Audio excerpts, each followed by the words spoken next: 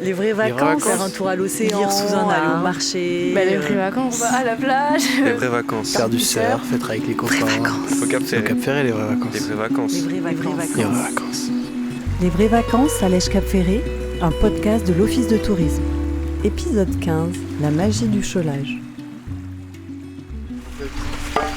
Là tu tapotes, tu prends. Tu vois, on voit les bulles et tout, la chaux qui a bien pris, tu vois, sur la tuile qui est sèche, qui a une bonne épaisseur et tout.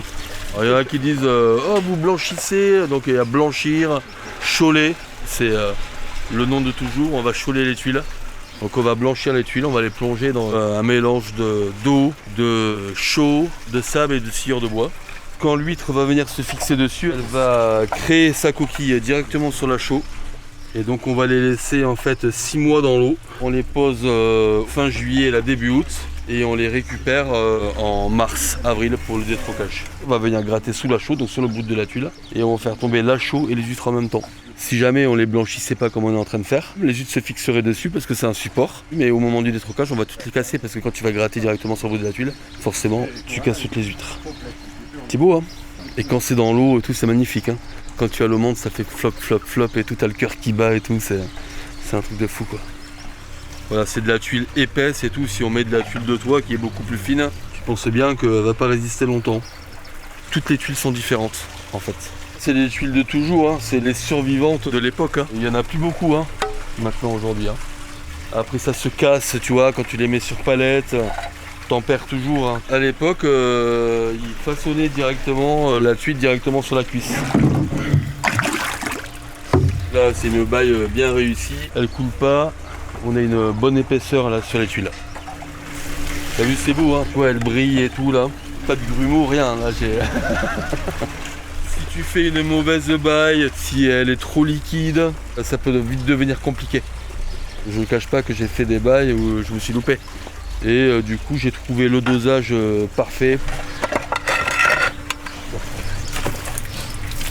Là on va retouiller et on vient racler le fond et on retouche après de façon à faire remonter le sable et la chaux à la surface. Même si le potage il est épais, voilà. Dès que tu vois un peu plus l'eau et tout comme ça, tu vois se dessiner dessus là, ça veut dire qu'il faut mélanger. Mais après quand on les amène au parc, donc c'est des nurseries, hein, donc on les met sur des tables et on les attache avec des élastiques là. Quand tu vois que là une vague va arriver dessus, c'est un mur quand même, quoi, tu vois, il faut que ça tienne la route.